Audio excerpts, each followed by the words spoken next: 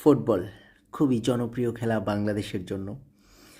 বাংলাদেশের ফুটবল প্রেমীরা খুব ভালোভাবে উপভোগ করে এই খেলাটিকে, কারণ এটি একটি শর্ট টাইমের মধ্যে খেলাটি শেষ হয়।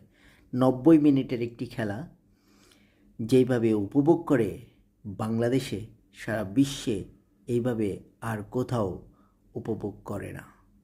ইউরোপ আমেরিকাতে অনেক টুর্নামেন্ট হয়, কিন্তু এইভাবে হৃদয় দিয়ে ফুটবলকে ভালোবাসে না। এখন কথা হচ্ছে, আমাদের দেশের ফুটবল এত পিছিয়ে আছে কেন? এটা নিয়ে এখন কথা বলতে হবে, আপনাদেরকে শুনতে হবে। যারা দায়িত্ব পালন করে তারা সিন্ডিকেটের সাথে কেন জড়িয়ে যায়? যারা ইউরোপ আমেরিকা থেকে বাংলাদেশে ছুটে আসে দায়িত্ব পালন করতে কোচ হয়ে, তারা কেন দুর্নীতির সাথে জড়িয়ে যায়, সিন্ডিকেটের সাথে জড়িয়ে যায়? যারা ইউরোপ আমেরিকা থেকে প্লেয়ার বাংলাদেশে এসে প্রতিনিধিত্ব করবে, লাল সবুজের পতাকা বহন করবে, তারা কেন বঞ্চিত হচ্ছে?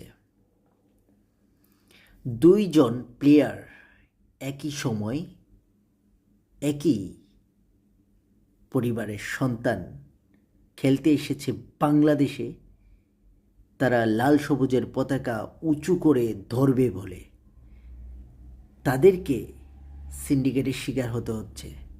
কারণ কি?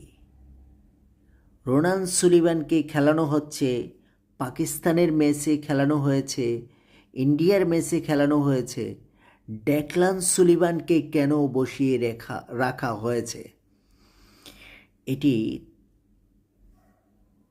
চরম দুশ্মনী হচ্ছে ডেকলান সুলিভানের সাথে। এটা সবচাইতে ন্যাক্কারজনক ঘটনা। এরকম ঘটনা বহু দেখতে হচ্ছে আমাদেরকে এই ফুটবলে। যারা দায়িত্ব পালন করছেন তারা ভালো হয়ে যান, তা না হলে নিজ দায়িত্বে পদত্যাগ করে এই দেশের ফুটবলের আনাচে কানাচে থেকে আপনারা চলে যান। আপনাদেরকে বেশি কিছু বলার নাই। আপনাদের কপালে দুঃখ আসার আগে আপনারা বিদায় নিয়ে চলে যান। আপনাদের দরকার নেই।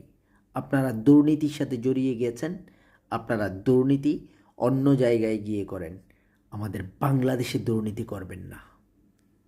ফুটবল